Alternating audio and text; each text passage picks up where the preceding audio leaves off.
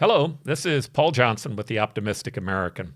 You're going to really like our guest today, Dr. Mark Goulston, who is talking about a variety of different issues. He's an author of over 9 different books, and he likes to talk about empathetic listening. His most recent book, Just Listening, Discover the Secret of Getting Through to Almost Anybody, became one of the best sellers, and it's a really good book to listen to. But my favorite book is Talking to Crazies, which is what we're going to talk about today on our program.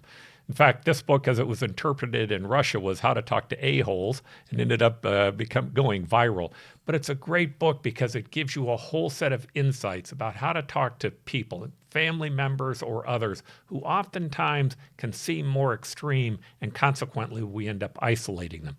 And also the advantages that you gain by building that relationship. He also is a developer of a concept called surgical empathy. It's something that he's used for over 30 years in practice.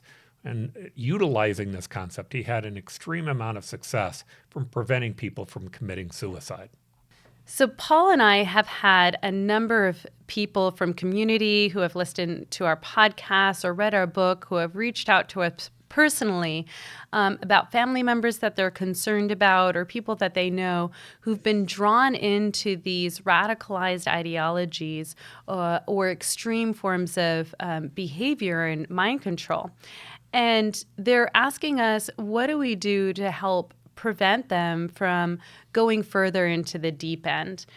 How do you help a loved one? So Dr. Mark Goulston really helps to shed some light and wisdom, especially from things that he's learned from working with people who are suicidal, but also techniques that he's used in hostage negotiations, and even in his own personal life, things that he's done to help inoculate against others who are really trying to throw him off balance or persuade him or destabilize him. And so we've really helped to pull out some factors that I think are going to be helpful for our listeners, as well as really identifying what are the tools and strategies that people can use, such as a stage of change model, what that means, how to see a person's thinking, whether it's through emotional reasoning or rational reasoning, how you accept a person for where they are, even if you disagree with them, and really help to move them towards a place of healing while still accepting them. These are all very difficult strategies to employ, but are possible. So this is going to be a very deep subject, but Dr. Goulston, you'll see, does it with a sense of humor. He makes it fun. He's enjoyable to listen to. I know you'll like this show. Welcome again to the Optimistic American, and here we go.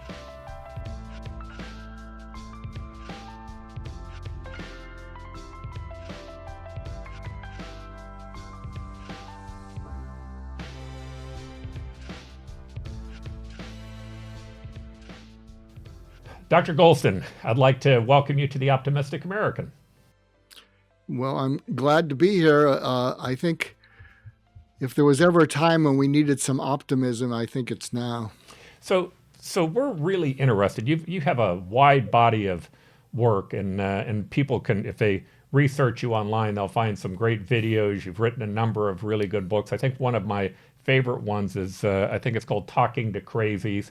But the reason that I like that book is that we're focused here on this whole idea of how do we try to resolve the divisions that exist in America? How do we pull people back together? Now, I'm going to go more into that book in a moment, but I'd like you, if you would, just kind of talk about how you got to this point. I know you've been involved in training people for hostage negotiations. You've been involved in a number of very famous trials. But if you could just give us a little bit of background on yourself to start.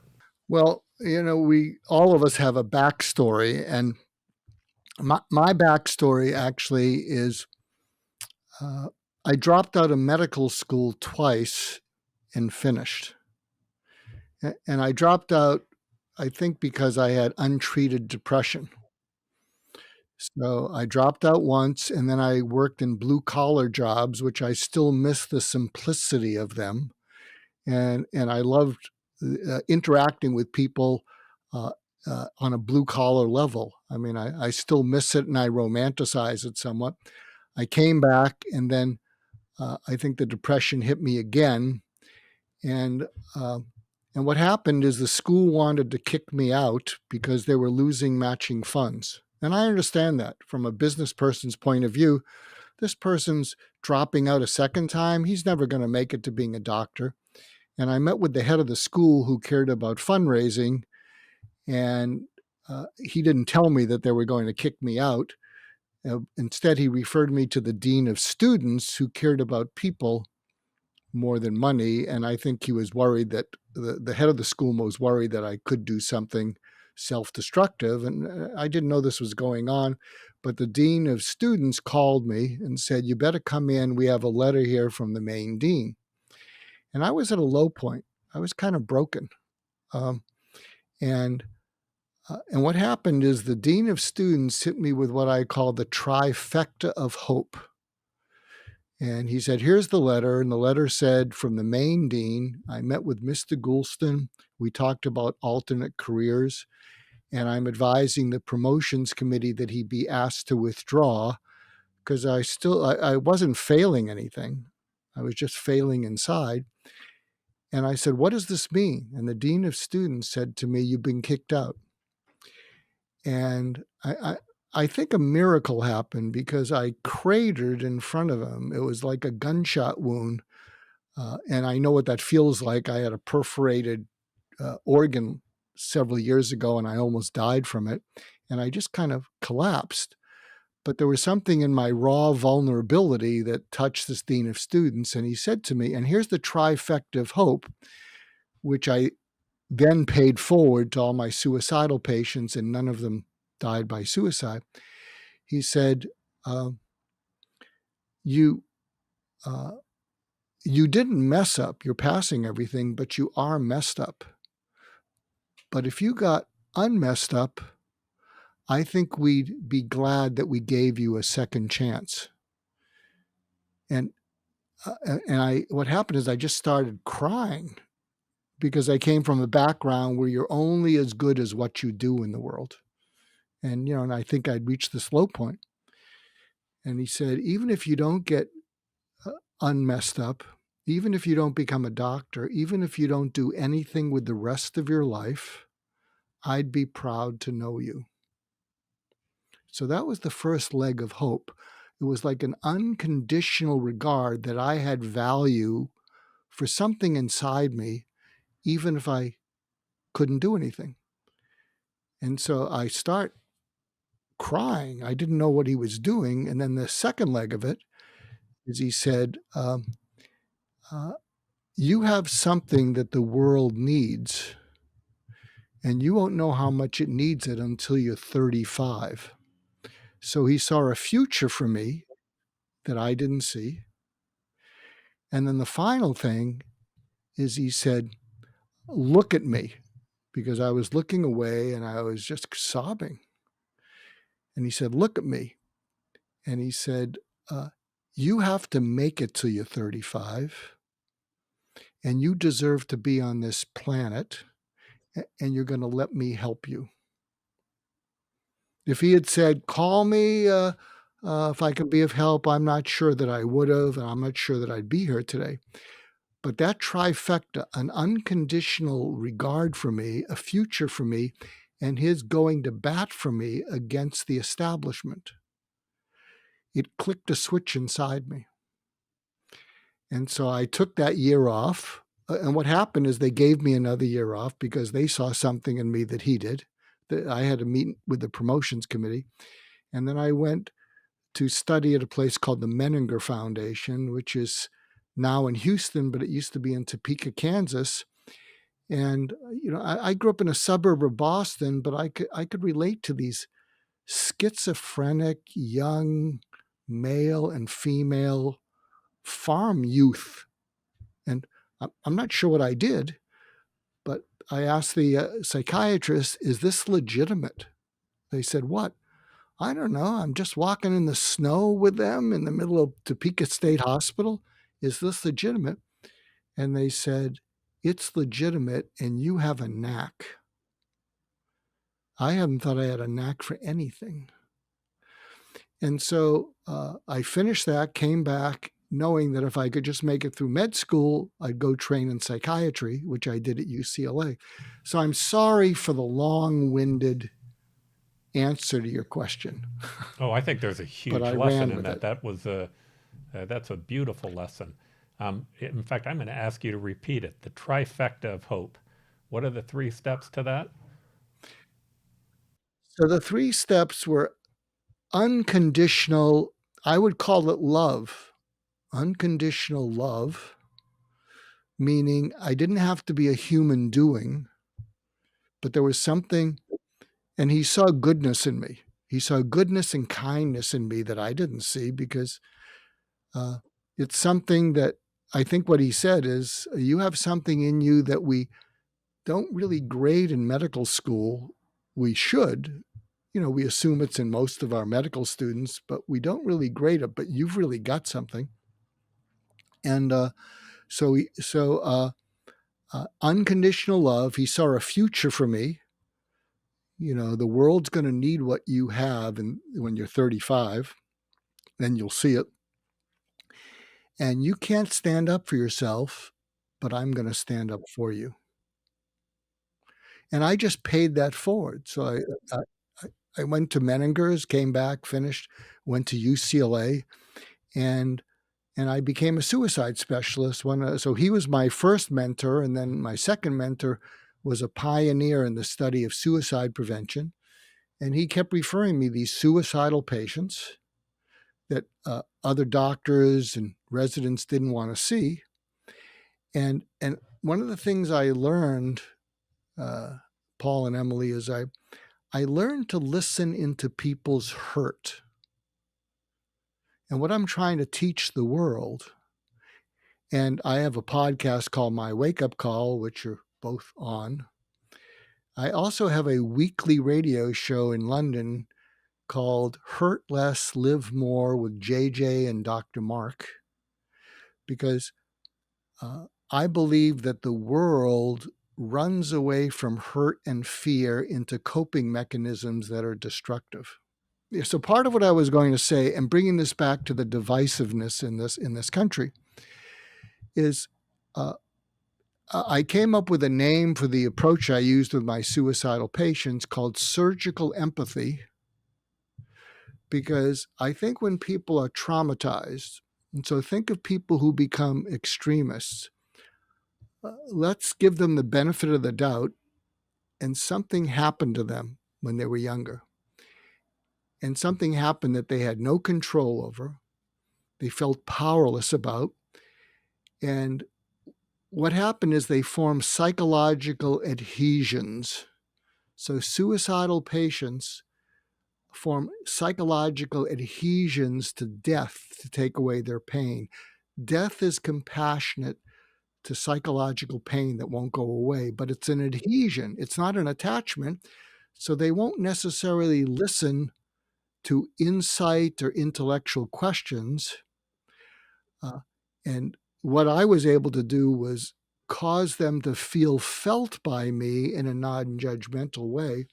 So if I was wanting to bridge the divide in this country, I would assume that something happened to these people that drove them into extreme positions.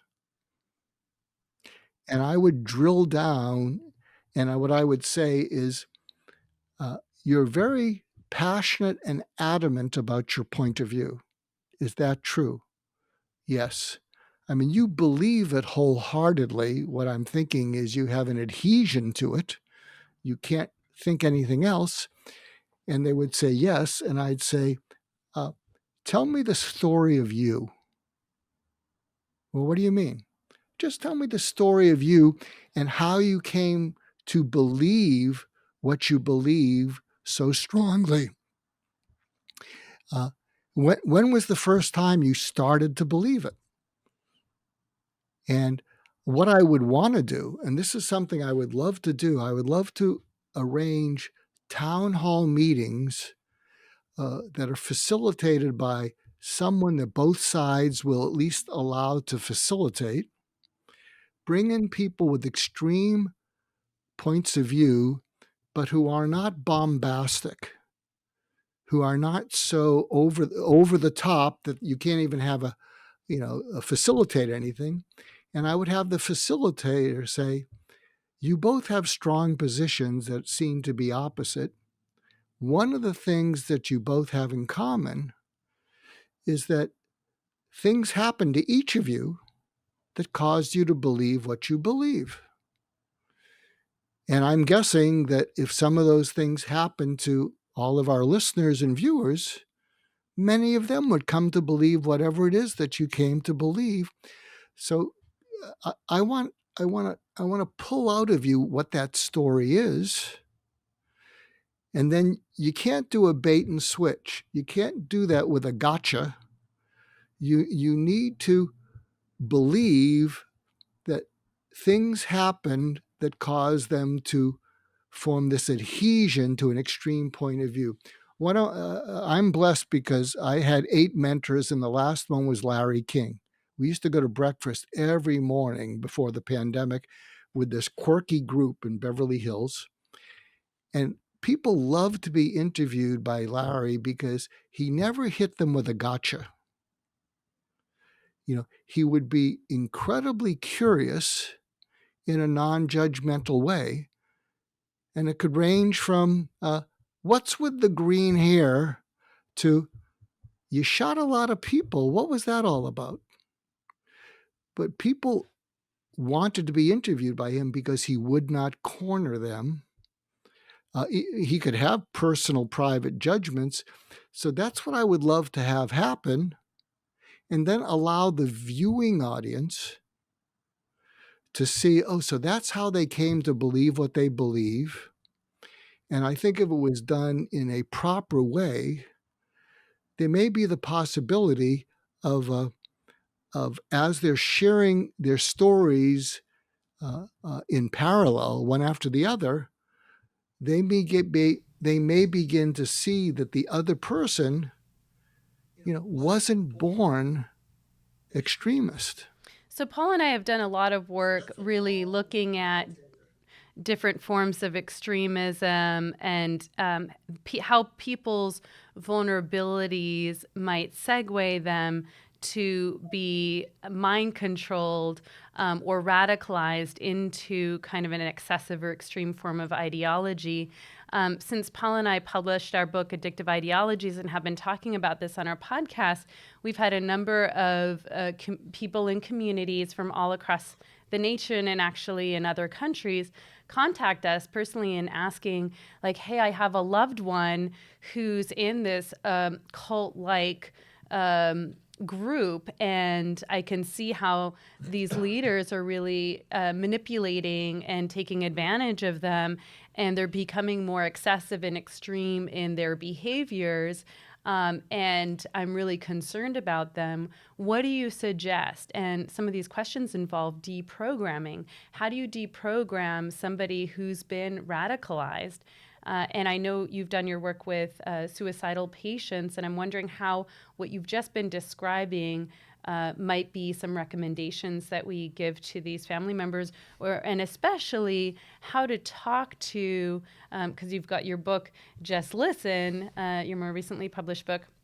How do you talk to and help really, especially in recovering their identity that they may have lost? I'm really interested in that recovery process. And what you suggest for people either working with them or even working with these individuals directly. So I'll share an anecdote which is tangentially related, and you might both say, well, we can't do that. We can't condone, psychosis. I remember a paranoid dentist came in. We'll call him Bob. That's not his name. And he came in and he looks at me and he says, I've seen 7 psychiatrists in the last couple of years.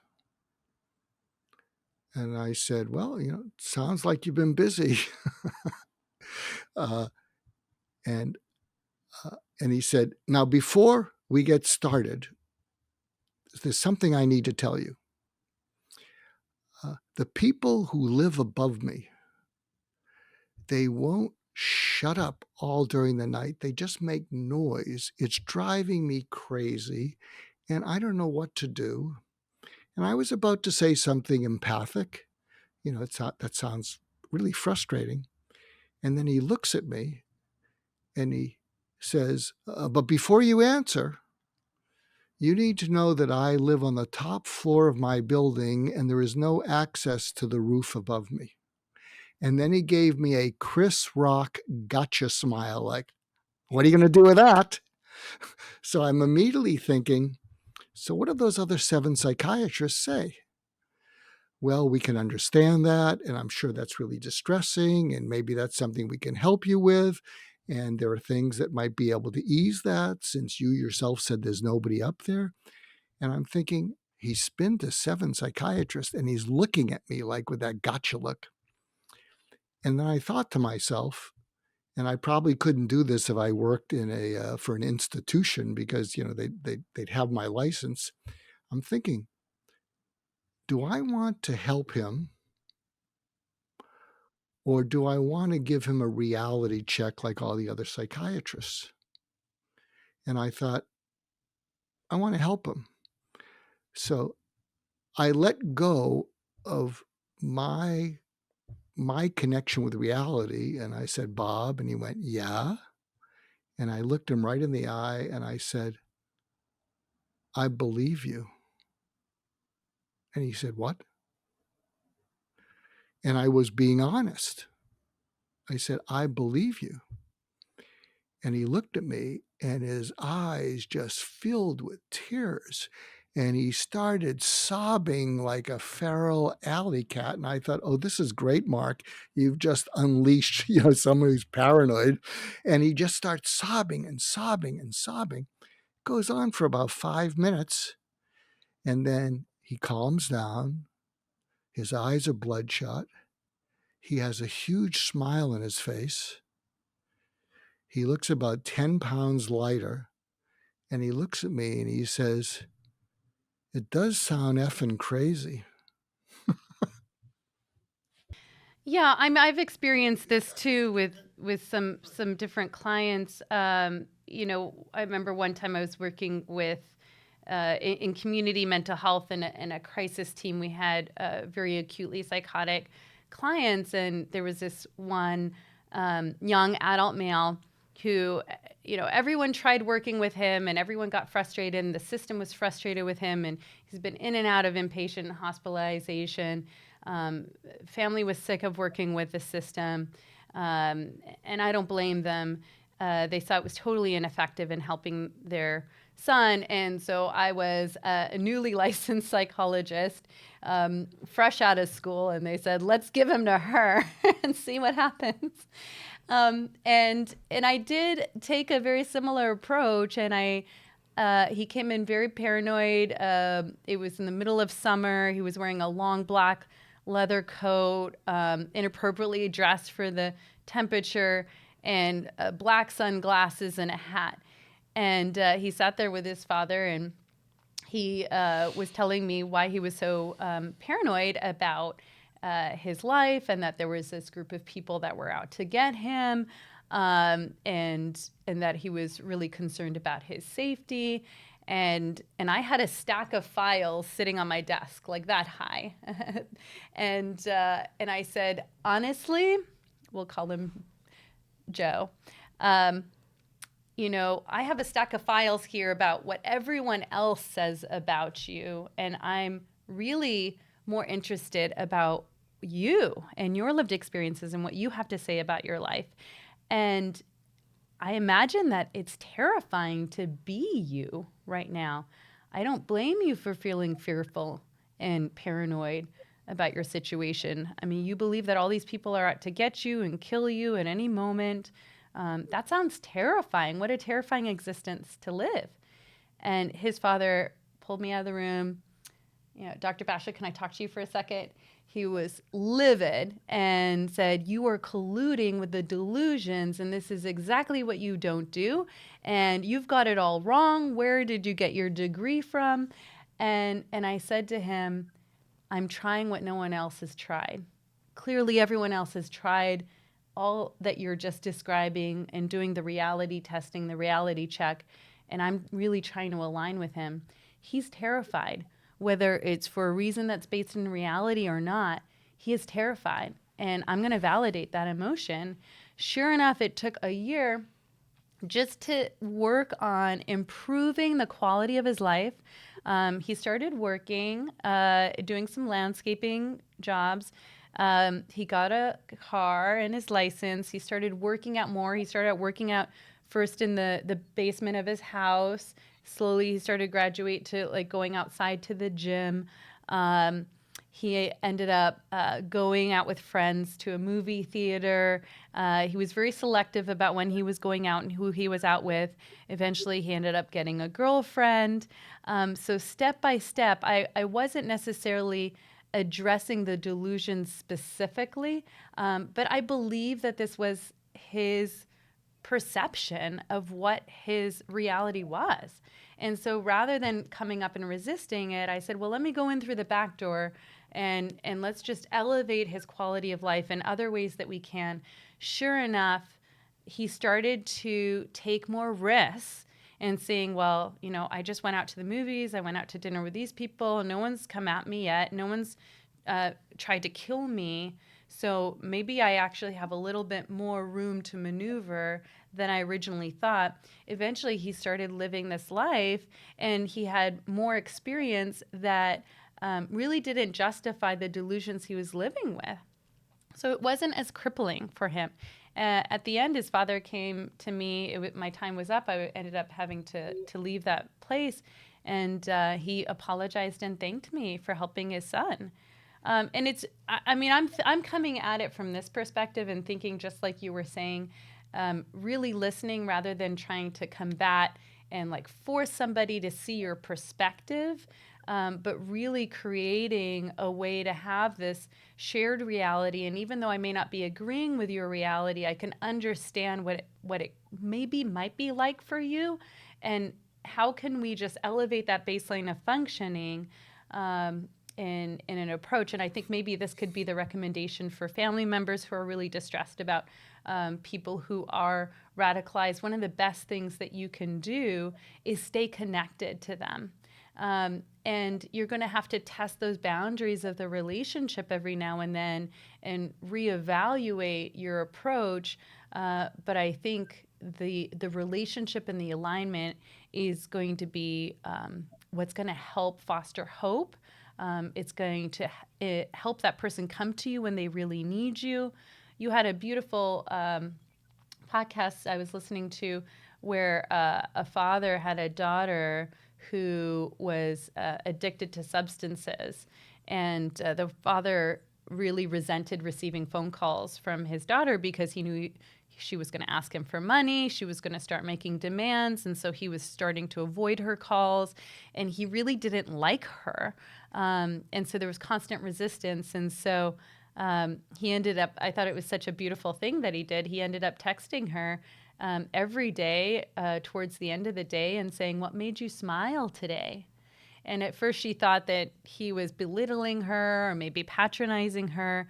But sure enough, like it really helped them bridge that relationship that wasn't about, what do you have to give me?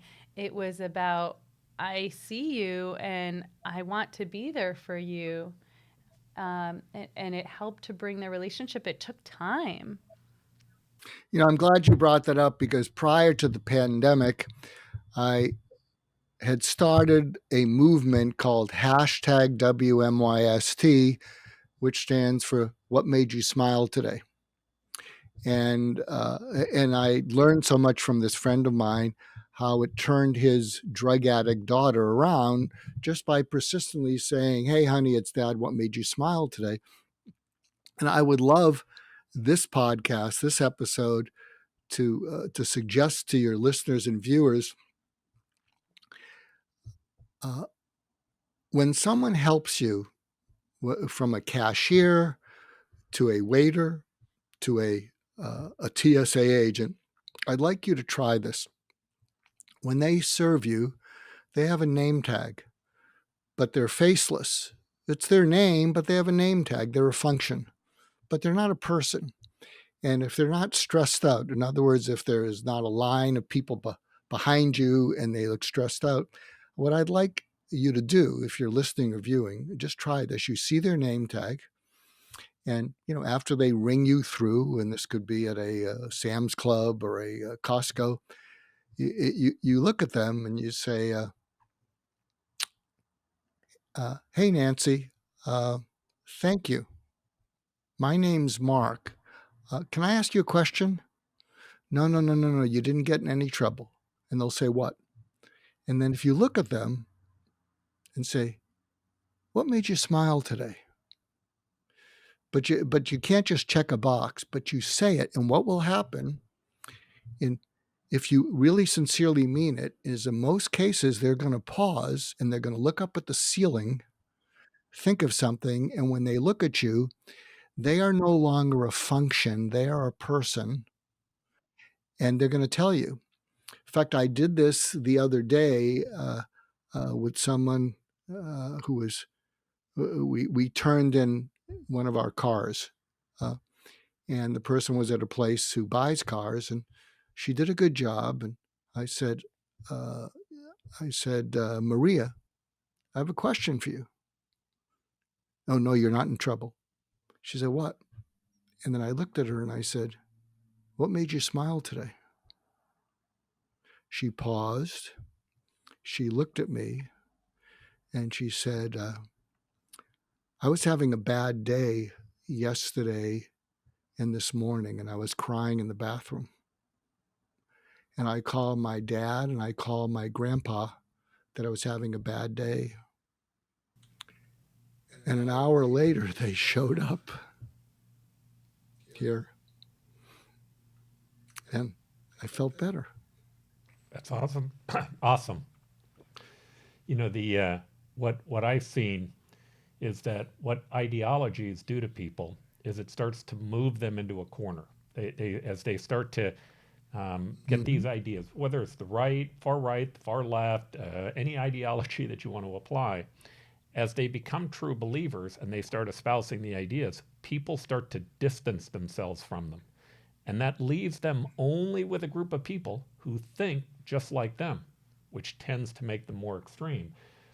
I have friends on the far right and the far left who are, most people would consider many of them to be crazy. They're usually not. They're not crazy. They have some crazy ideas, but if you listen to them and you let them express them, it's not that hard to get to the next level where you can talk about things that are going on in their personal life.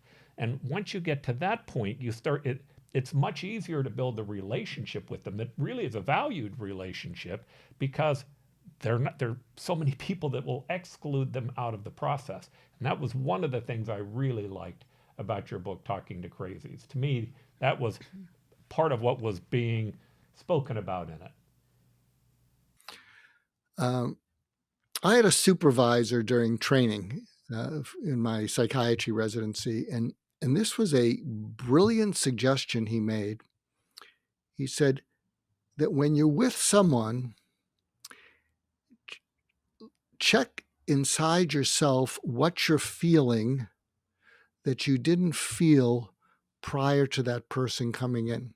So if you're dealing with someone who's an extremist and you're in a conversation, ask yourself what you're feeling. And one of the feelings we often feel with someone who has an extreme point of view is we feel powerless and helpless. So no matter what we do, it's not getting through. And one of the techniques that he suggested, which is so eloquent, I'm still amazed by it. When you're talking to someone who has an extremist point of view, they're expecting you to somehow take issue with it or push back, not accept what they're saying. And so to follow the suggestion of my supervisor, you might say, you're really doing a good job. And they're going to go, what? You say, you're really doing a good job of helping me to feel what it's like to feel like you. And they're going to say, what? Yeah, you're doing a good job of helping me to feel what it's like to want to have a point of view, and everyone's pushing back at you. And I'm feeling that right now because I have a point of view. And I think I'm feeling the way you must feel a lot of the time, having a point of view and feeling like whoever you're with tries to talk you out of it. And it's a lousy feeling, and I'm sorry you feel that way. You train people for hostage negotiations. Talk about how you might have utilized these or other lessons in being able to train and teach people in how to deal with not only extremists, but extremists that were in a bad position in terms of what they might be doing to other people. Well, there's a technique that I talk about in Just Listen called the magic paradox. And I think early on in the book, there's an episode where someone I trained was facilitating a hostage negotiation crisis, and this wasn't. They did in this case. They didn't have a hostage. They were in a parking lot, with a gun, and the hostage was themselves in this particular episode, and the and they were getting information about this individual and what they had gone through that put them into this position. So the way the magic paradox works is that the lead negotiator was fed this information and said to the person, I'll bet you feel that nobody understands what it's like to be you right now.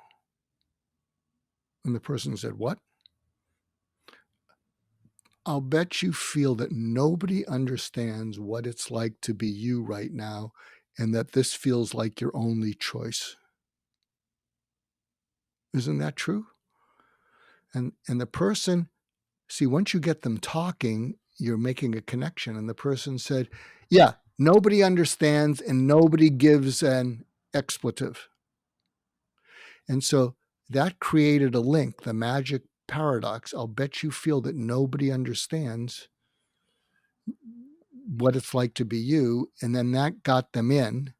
And then the next question was, and I'll bet you feel that nobody understands how nothing's going right in your life, and this feels like the only thing you can do. Is that true too?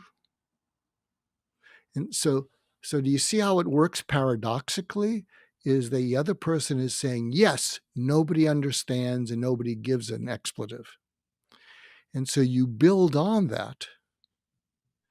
And the magic paradox can draw them towards you, because what you're doing is you're showing that you actually understand what nobody understands. You actually say to them, I'll bet you feel that nobody understands.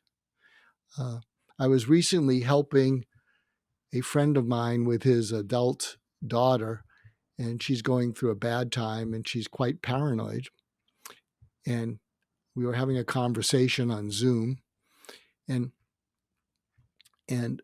she would say, I appreciate that you're taking the time, but you just don't understand. And no matter what her father or I said, she was saying, you just don't understand. And that there was one point I said, I just put myself in your shoes.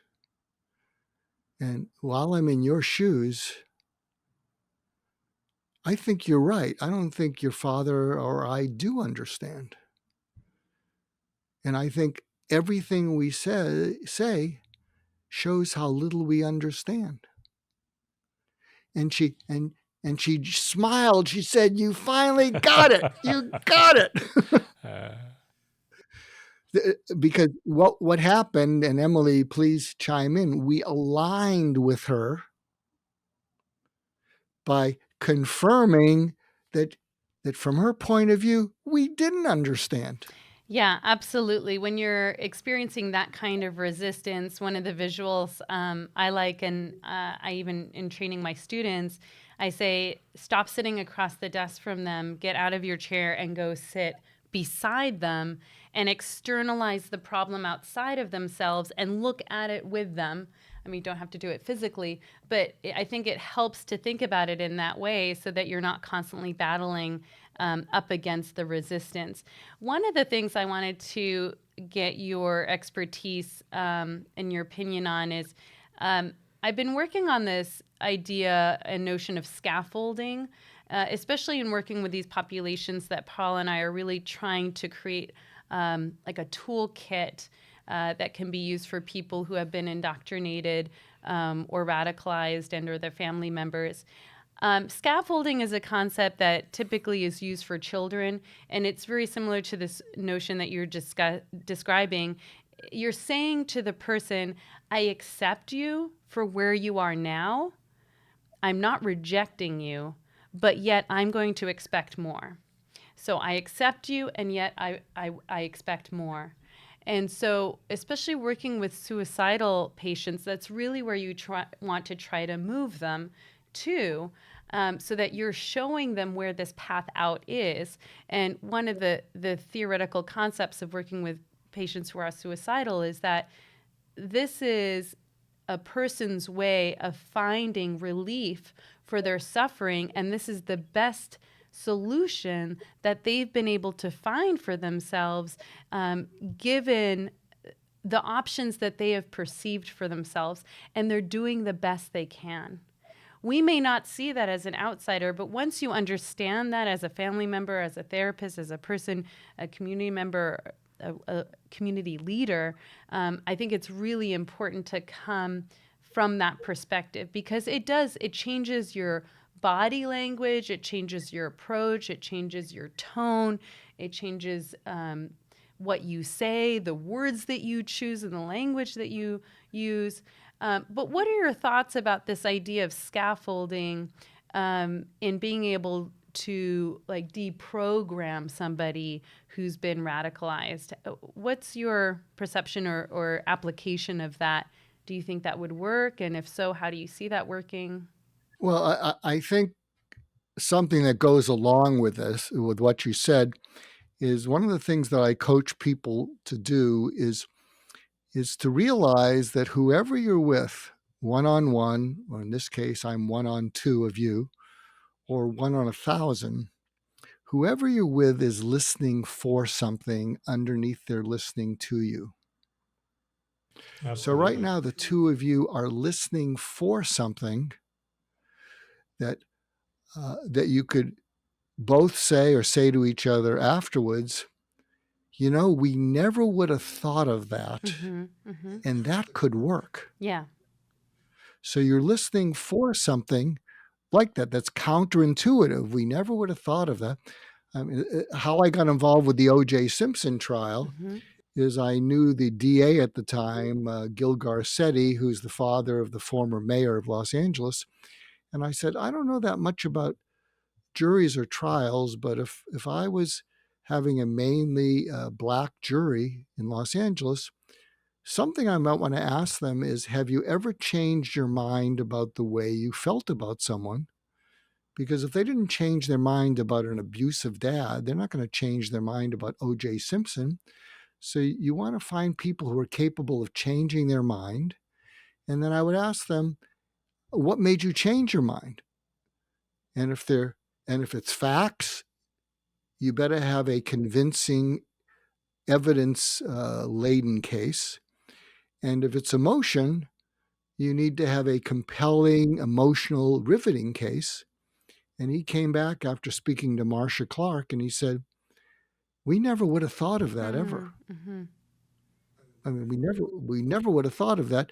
You know, do you want to come into the court when you have a chance, and then just fax us stuff? So I faxed them about 150 pages.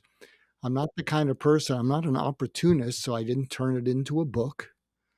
When I go to the criminal courts building, I'd always go in the side door, as opposed to people saying, well, come on, Mark, join us, and just wave off the press that we can't talk. And I said, nah, this is a murder trial. And so that's what you're listening for. Isn't that correct? You know, that you're hoping you'll hear something. Geez, we never would have thought of that. That's a decent approach. So if you can take the approach with anyone, including these extremists, that what is it that they're listening for from the conversation? So one of the things they're listening for is, how are you going to try to maneuver me to a middle ground? But underneath it, what they're listening for is, you don't share my point of view, but is there a way we could somehow be cooperative? Is there a way that we could somehow be aligned? And as long as I'm feeling that even though you're being polite, you have this hidden motive of wanting to maneuver me, I'm sticking my heels into the ground. And here's one of the things you can do, by the way, in conversations, and you can do this in your marriage, you can do this anywhere, is if you have a feeling that a conversation is not going well, what you say to the other person is, can we stop for a moment? And they're going to say, what? Yeah, when we started the conversation, you were listening for something. And not only didn't you hear it, we're getting further away from it. Can you just tell me, thank you for even having a conversation with me. What is it that you were listening for? Because maybe there's a way to turn this conversation into a positive way. I'll just share something. I think it's kind of a little bit of humor. I've been married 45 years, and I'm becoming increasingly grateful to my wife. In fact, there's a saying I put out in one of my tweets. I said, when you feel that your spouse is tolerating you, it's really painful until you realize how difficult you are, and then it's a gift. Right? I get a lot of gifts. Very, very wise. So my wife and I were getting into a little bit of a tiff, some years ago. And then, by the way, if you're getting into a tiff with someone, the simple secret to stopping it is to pause and ask yourself, what's it like for the other person right now? Now, they may be coming at you, but if you think, what's it like for the other person right now? And what was happening is we were trading, tit for tat, and it was escalating, and with these whatevers. And I paused and I thought, I wonder what it's like for her now. And I realized she didn't like these conversations any more than me. So instead of reloading to fire something back at her, I paused and I said, do you like where this is going? She said, no, I can't stand it. I said, I can't stand it either. And here, just being curious, I said, do you have any idea how we can keep it from going there? And she looked at me and she smiled and she said, no, but you're doing good. That's awesome. I want to take. Go ahead. I want to take you back just a little bit to the beginning of the conversation because I have a Sure. question. It relates a little bit to the scaffolding. So when you met with your dean, and he had the 3 steps, one of the steps that I really heard in there was giving you a sense of purpose. There was a sense of meaning that was being installed in it. And I know that you've done a lot of work on suicides. How do you help people make that transition when you're talking to them or listening to them or working with them as a psychologist, especially if you know that they're either an extremist or just as importantly, somebody that you're worried about from a suicide standpoint? How do you help them take that leap towards purpose and meaning? Well, now this may or may not apply to the extremists that you're talking about, but I had a mentor who gave me this great advice. He said, identify, protect yourself, or stop evil at the first opportunity. but to everyone else in life, cut them slack. And so I tend to look for the goodness in people and believe it's always there, unless I'm dealing with a psychopathic, evil person. And that's a whole other kind of thing. Mm-hmm. But if you're dealing with someone who has an extremist point of view, but they're, as you said, Paul, they're, they have good values elsewhere. They just have these extreme ideas. I think by seeing the goodness in them and the part that could have a purpose, they just haven't found it. When they pick up that I see that in them. So, for instance, I might say to the suicidal people, but then we'd have to convert it to the extremist point of view. What I'll often share with them is, I wouldn't lie to you because that would be cruel. And I'm not here to just prevent you from killing yourself and have a life that's not worth living. Mm-hmm. And I believe that there is a life worth living that you can't see. And I can't tell you the steps in our getting there, except there are steps. And I'm not going to let go of you until you see them.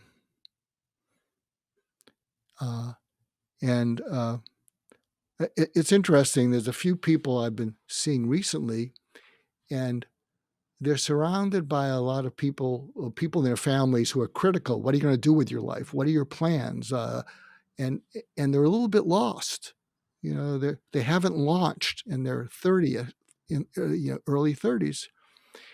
And by the way, they are good people who don't hurt other people. They just haven't achieved, and they're surrounded by people who say, "So what are your plans? What are you going to do?" And they get talked out of things. And I've said to these 30-something, in both several cases, they're males, I'll say, I think you've already won because you don't hurt anyone. You have goodness and kindness in you, and you don't realize how rare that is. What you do to me, that's just gravy. Because do you follow me? They've been hurting so much because they feel like, because they can't decide what they're supposed to achieve, that they're useless and worthless.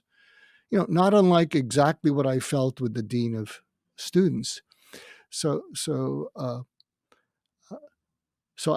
I guess if you're dealing with extremists, I would have an unrelenting search for something inside them that is hungry for a purpose, is hungry for meaning. They just don't know it. I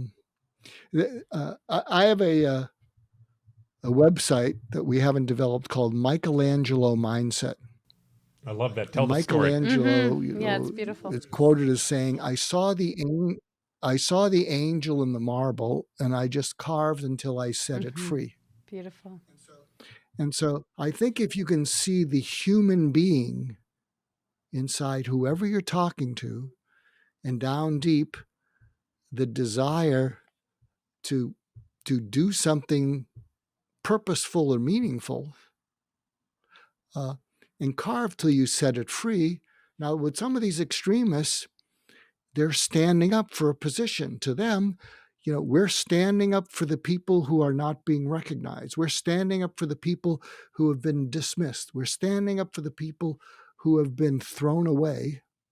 And we stuck our foot in the ground and say, we're not going to stand for that.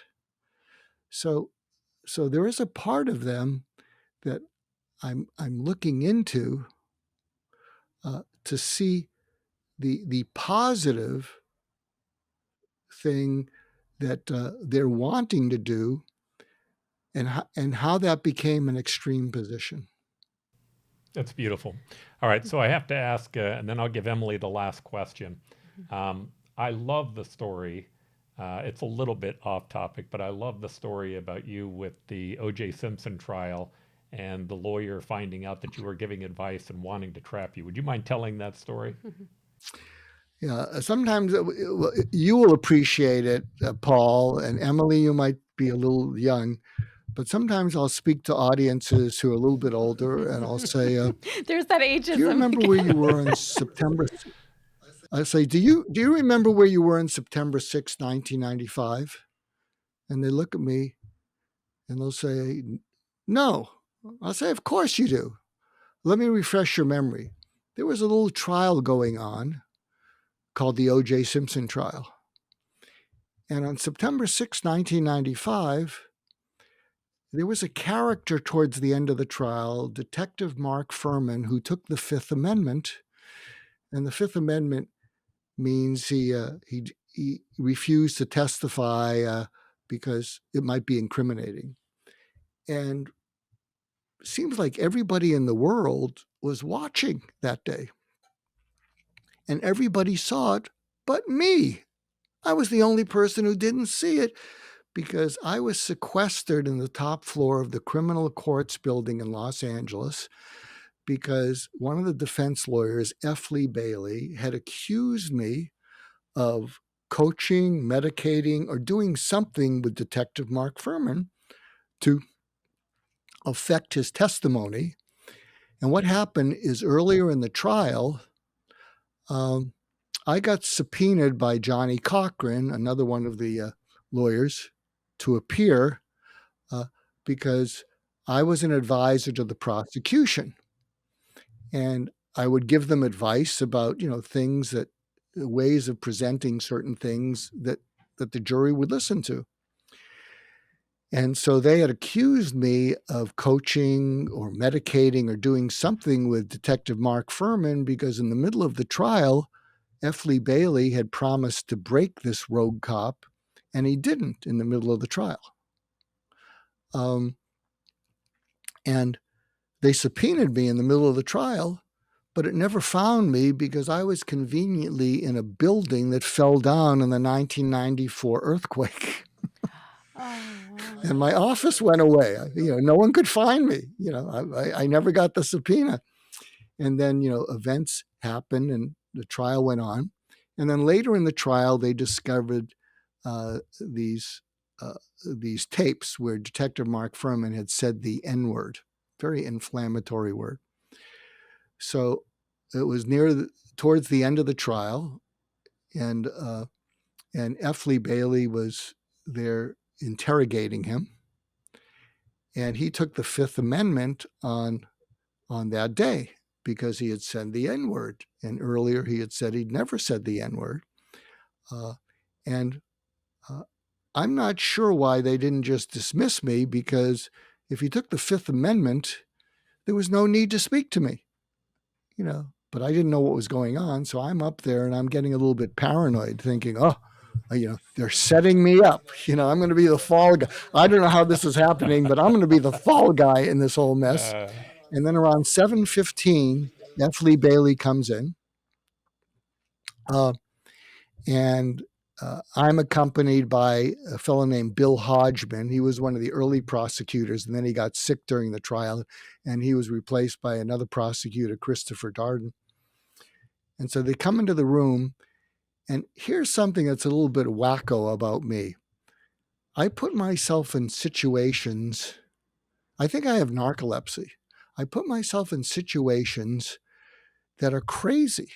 I mean, I spoke to 1,000 Russians in Moscow along with a Nobel Prize winner, and I put myself in situations that are likely to scare the heck out of me, but I never panic. Right at the point when I panic, instead of panicking, I get smarter. I know that I'm going to drop dead with a big smile on my face because I will have discovered the secret to peace on earth. And so there I am. And I'm getting real nervous. The day's going on. I have no idea what's going on. I'm thinking they're setting me up. But then what happens around 5 p.m., I still don't know what's going on. I figured out F. Lee Bailey, and I figured out in that day 80% of what impossible people do to drive us crazy. And what I figured out is these impossible people, they get into our lives sometimes because they can be charming. They're very manipulative. They'll be charming, they'll be frustrating. Then they will outrage us. And when they outrage us, inside we become enraged, and we're uncomfortable with that. So they will outrage us and then enrage us, and we'll do everything we can to calm ourselves down. And when we're off balance, this is a bad pun given that trial, they will go for the jugular. And so I knew he would do that. And so he enters the room, he sits down, Bill Hodgman is to my right, and I have him so figured out, and this is what difficult people do. And it's not just the venters and the screamers, it can be the whiners in our life. It can be the people that give us the silent treatment. They can push us into our rage, and we go off balance trying to calm ourselves down. So he sits down, and I fumble around with my papers because I want to lull him into a false sense of security. He sits down, and then I have a way of grabbing onto people's eyes, which comes from my work with suicidal patients. So I can move my head right now, and I'm looking into your eyes, both of your eyes, and I can take your eyes wherever I want to. And so I do that with him. And here's something else I learned about innuendo.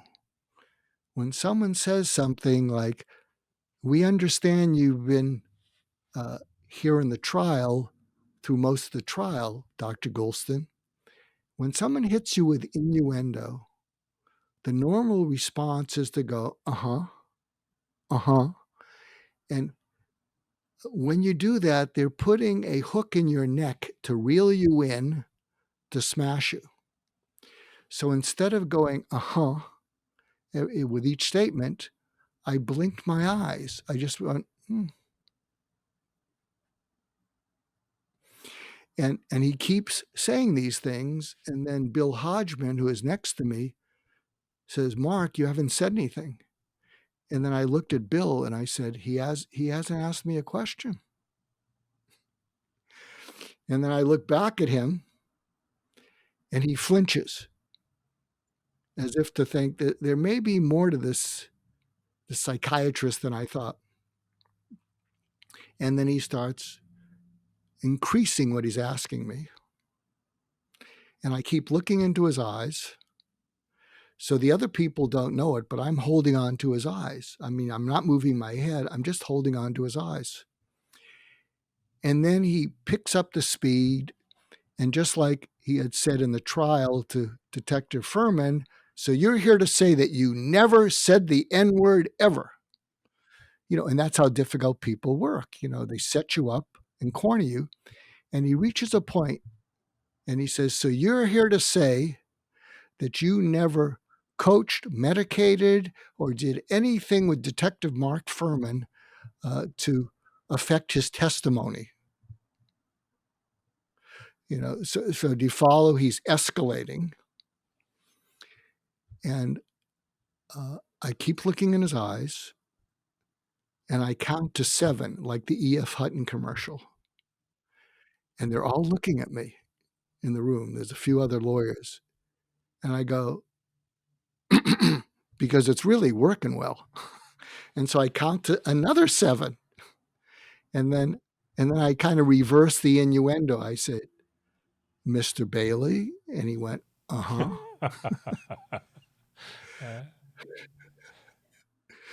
I said, and I've been looking in his eyes the whole time. And I said, "Mr. Bailey?" He goes, "Uh-huh. My mind wandered the last 5 minutes. Can you tell me everything you said? Because it seemed important."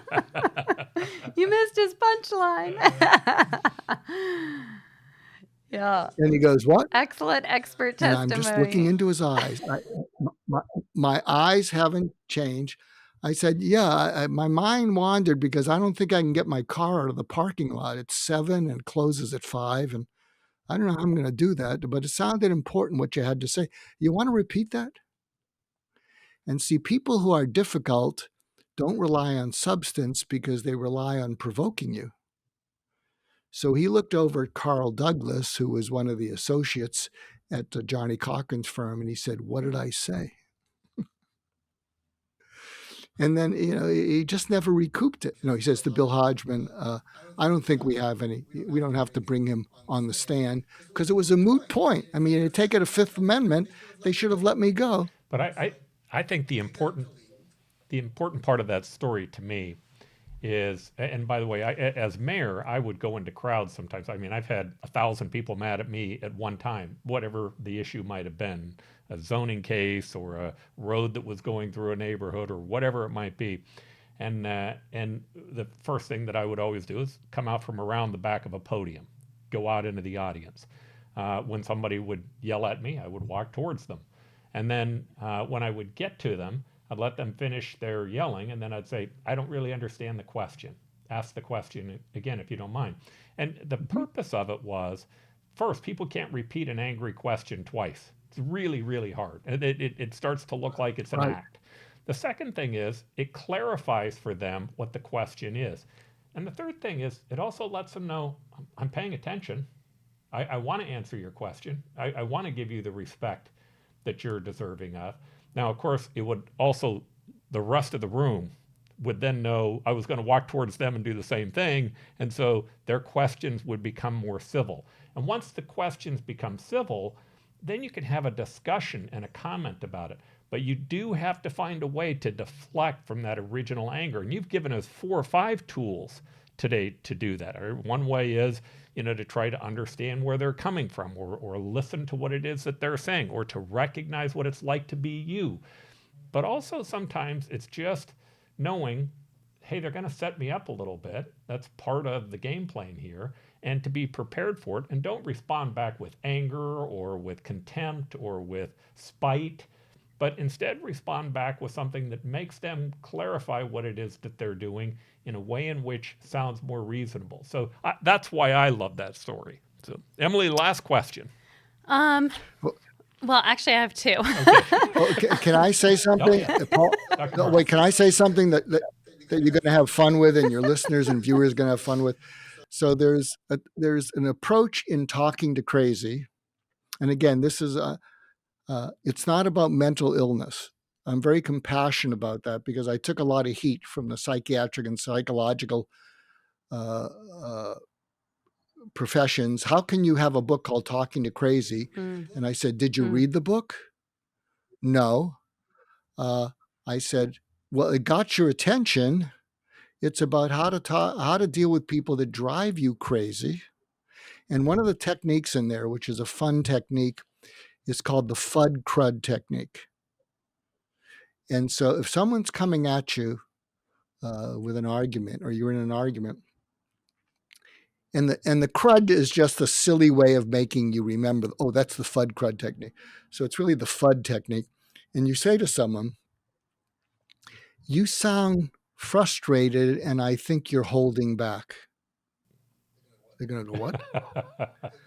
Yeah, you sound frustrated. You sound frustrated, and I think you're holding back because I think you're upset and disappointed too. And what you do is you draw out of them what they're and so what are you most frustrated about? Oh, I get that. You focus on emotional words when they say you always, you never, you blah, blah, blah, blah, blah. You say more about the always. Say more about the never. Wow. Yeah. And you're upset about what? And you drill down. And when you can draw out of them their frustration and their upset, if you're fortunate, they'll be calmer, and you can say, and what are you disappointed about? And they may be calmer and say, we keep having the same argument. It just doesn't get better. You're just not listening to me. Blah, blah, blah, blah, blah. but can you see how it helps walk them through those stages and can maybe lead you to a calmer conversation? It's within that paradigm. Go on, Emily. I just had to hit you with my FUD I crud. know, I love it. Actually, it leads really well into what I've been thinking about as you've been talking and giving us such rich examples. So one of the things is like a stress inoculation technique, or if you know that somebody's going to be coming at you in a really aggressive way or trying to provoke you, like that situation that you discussed when you were a witness at that trial. Was this inoculation, really appreciating and understanding that this person is going to try to shake your ground and gain power, and you kept your power within by really staying calm. And I think that that's something that can continue to be taught. I mean, something that I can continue to practice, and really knowing about yourself in terms of maintaining agency, know what your personal triggers are, know when you're going to get off balance, know when somebody is going to really take that power from you, or when you're really willing to relinquish that power to another person. We see that all the time happening in abusive relationships. And allowing somebody else to manipulate or even mind control you. So I think, especially as Paul and I are working on creating these this tip sheet, it can also really serve not just for how do you help somebody who's been indoctrinated, but how to prevent indoctrination or radicalization or extremism. And I think that some of this inoculation techniques could help with that. The other thing I was thinking about as you were talking, and you just mentioned it beautifully just before I asked these questions, was there is these stages of change models.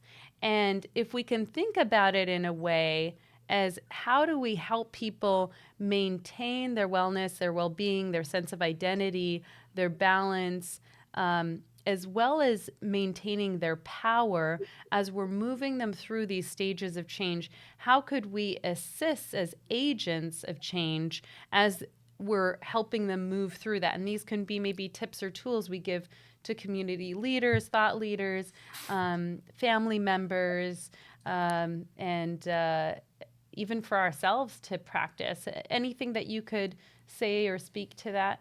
Well, here's an approach that I would love, if you like it, that you'll share. And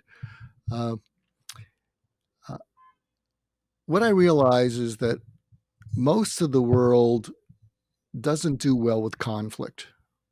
They either get angry or they avoid it. And when you ask most people, when you think of the word conflict, do you think of it in a positive way or a negative way? Most people will say negative. And then if you ask people, well, do you think it's possible to not have conflict in your life between you and another person, between two people that maybe you're supervising, between you and yourself? And they'll say, no, every day there's conflict. And I say, what if there was a way to flip a switch so that whenever a conflict is going on, you may not like it, but you actually smile, because what you're going to do in your head, these are the 3 steps to turning conflict into healthy conflict, is you say to yourself in your head, opportunity for poise, opportunity for empathy, opportunity for growth. So when you get triggered in a conflict, the opportunity for poise is you say to yourself in your mind, radical patience. So you have the right to pause in any conflict, and radical patience is a way of reminding yourself that you have the right to pause. Opportunity for empathy is kind of what I did with my wife. You ask yourself, what am I upset about right now? Is it that I'm angry? Am I frustrated? Am I hurt? Am I disappointed? What's going on with me? And the other person may not know that you're going through this. And then after you get an idea of after you empathize with yourself, you've actually calmed yourself down from DEFCON 1 to DEFCON 4. And then you And then you say to them, can we stop for a moment? And they're going to say, what? No, can we stop for a moment? And you can say, look, I just figured out what I'm really upset about. I just figured out what I'm really hurt about, what I'm disappointed about. And they're going to go, what? Wait a minute, wait. And then here's the opportunity for growth. And I think I figured out what you're upset about, what you're really upset and disappointed about from your point of view. Can I run those by you to see if that's what it is or it's something else? And that's the opportunity for growth. You don't necessarily go into what you're upset about. What you want to do is you want to lead with your empathic understanding of them. But if you could do that and practice this, because if you're someone who sees conflict as an opportunity for those three things, people are going to be drawn to you. They're going to have such respect and admiration with how you conducted yourself. So you can take something that is now a negative in your life and you may not like it, but, oh, good, this is a chance to exercise my healthy conflict muscle. So did that make sense? That's powerful. Absolutely. Yeah, Very beautiful. powerful. Okay, I have one last question. It takes us back to the beginning. So when we started talking about you dropping out of medical school, not once, but twice, and I think it's just such a heroic story. And just talks about, persistence and perseverance in spite of adversity. One of the things you mentioned to me in our last podcast we did together, where I was a guest on your show, was that you have a form of dyslexia, a learning disorder, essentially. I don't know if I'm getting that right, or you said it was hard for you to retain information. I wonder if you can maybe just talk about that, what you had to do to get by with medical school and be able to pass and also, continue in your profession. I think it's really helpful to know, at a personal level, how you persevered and maybe some compensatory strategies that you developed. Well, by dyslexia, it means I'm a slow reader. Okay. I can comprehend most of what I'm reading, but my recall isn't great. So I've stopped reading the newspaper in the morning because if you asked me what I read, I wouldn't be able to tell you. I mean, I used to read it every day.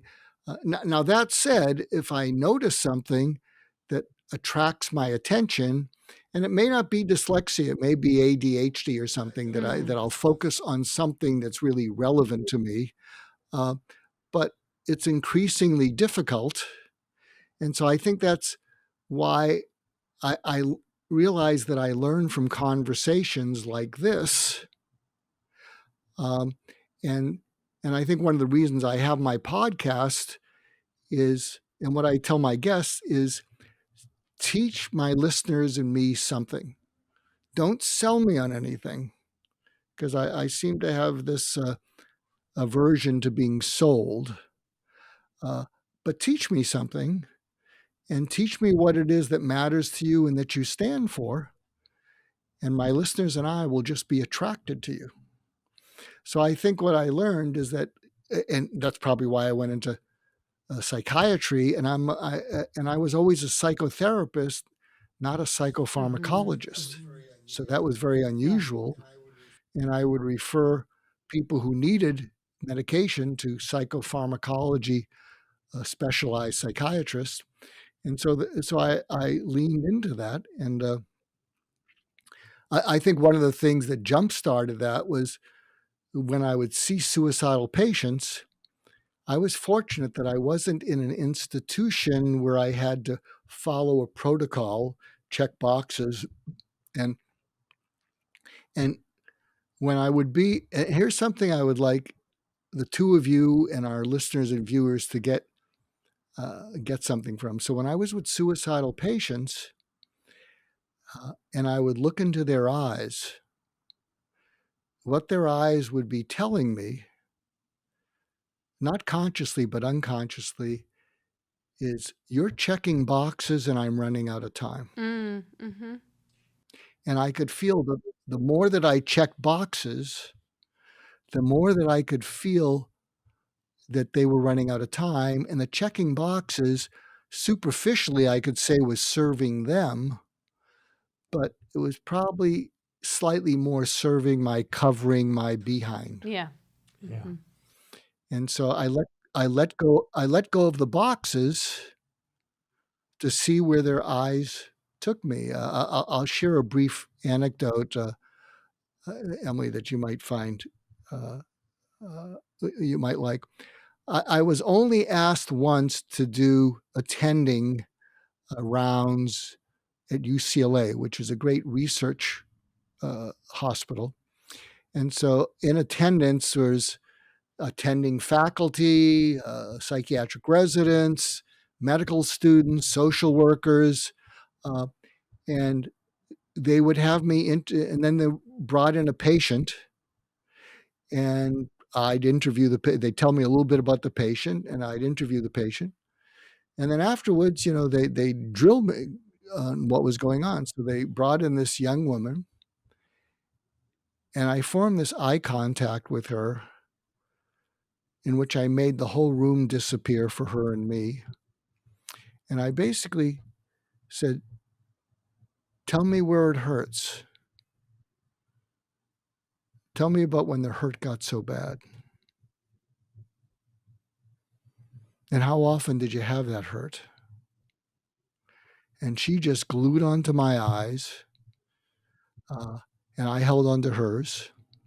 And then one of the attending faculty said, Dr. Goulston, she has to go back into her ward, And I remember she just kept looking at me, and as she was backing out of the room, and I said, "You're going to get through this." And then they said, "Okay, so what's your diagnosis, Dr. Goulston?" I said, "Well, what do you have on the chart?" And they told me. I said, "Is that getting you paid?" They said, "Yes." I said, "Well, that's a good enough diagnosis then." "Yeah, but what's your diagnosis?" I said, "My diagnosis is she's hurting. She's hurting so badly that she couldn't take it anymore, and that's why she's here. So find out what she's hurting about and see if you can lessen it. But what's your diagnosis?" I said, "I just gave it to you." And the younger, more idealistic people gave me this thumbs up, and I was never asked to come back again. Mhm.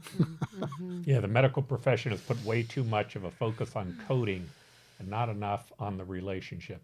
That's beautiful. Dr. Mark, I so much Yeah, appreciate you being. and look, I'm not against it. I'm not against it. So, and you need the coding, and it helps. And that was being a little bit too passive aggressive, but heck, I thought I'd earn the right. I mean, I made it through medical school after dropping out twice. Why not? So, Dr. Mark, you are Absolutely. an incredible gem for the community, and you're a wonderful gift for people who are trying to find agency. Could you tell folks if they were trying to find you on your website or look up your books, where they might go to be able to do that? So my LinkedIn profile is pretty good. Uh,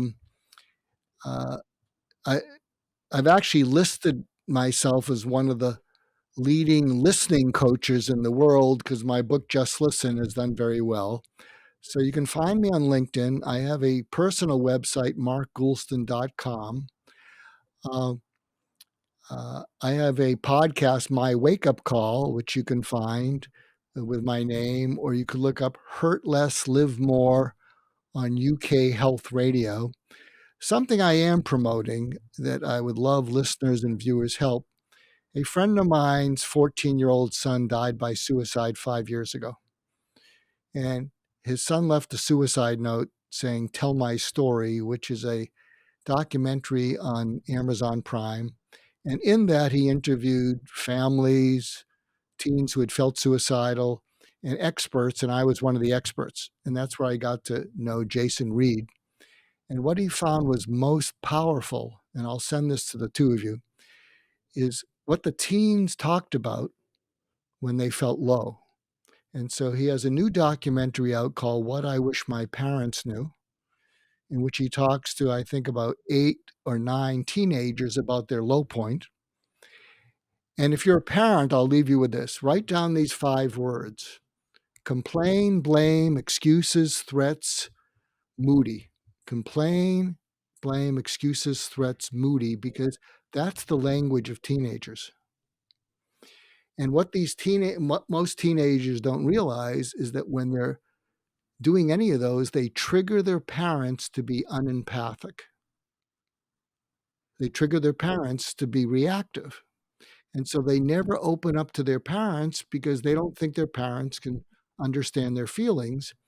But when you watch this video, and I'll send you a press release, we're trying to get this in front of 300 high schools for parents to watch, because when you see these teens just talking about their low points, you think, oh my God, that's our kid underneath the complain, blame, excuses, threats, moody. And parents go home and they're crying. And their kids say, what's the matter, Mom? What's the matter, Dad? And what the parents are saying is, I just realized how much I love you. And so we're trying, I've been looking for a vehicle for 25 years that could help parents and teens connect, because we don't think the mental health profession is the answer. It's too expensive. It's too difficult to find a therapist.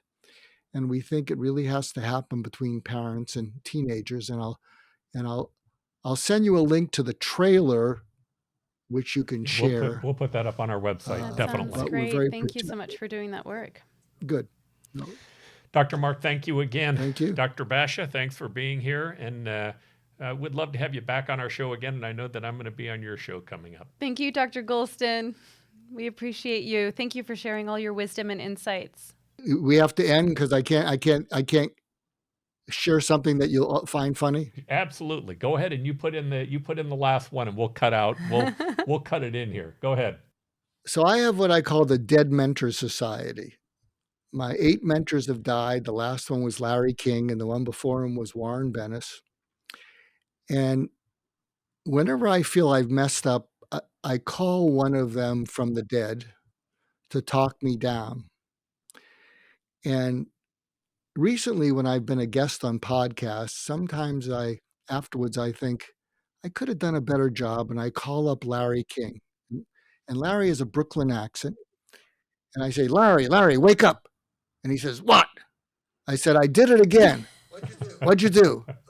Oh, I told stories. I got lost in the story. I didn't finish the story. Yeah. And and then I said, Larry. And then I said, here's the 5 things I said you got to remember, and I couldn't remember them. And he says, you woke me up for this? I'm not even cold, Mark. Go to one of your other mentors. You woke me for this? What'd the host think? Well, they said they want to have me back. And he says, Mark, put a sock in it already, huh? Let me go back to RIP. Leave me alone. So I'm guessing I don't have to call him up for this. No, it was a fun interview. We enjoyed it. I've done that myself. There are 5 things I'd like to tell you, and I get to 4, and I can't remember the 5th. I've done that too, even on a news show. That's why I now have it down to 3. When I'm 63 years old, I have 3 things that I do, because I can always remember 3. My daughter is counting 2, 5, and she just keeps repeating 2, 5. One time on a news episode that we had done together that was live, I said, okay, so our 3 hypotheses were these things. I said 1, and then I just it was like a run-on sentence, and then I said, and 3. I totally missed 2. I was trying to tell her she skipped 2. All right, so we will have you back on the show, Dr. Mark. Thank you so much for being here. Yeah, you're awesome. We love you. Thank you. We do love you. That's awesome. And don't be hard on him. Ask him those difficult love questions. Oh, no feelings. Yeah, you're going to see us 3 emotion words: joy, anger, and rage. No, leave me alone. You know, I think the two of you are frustrated and you're holding back.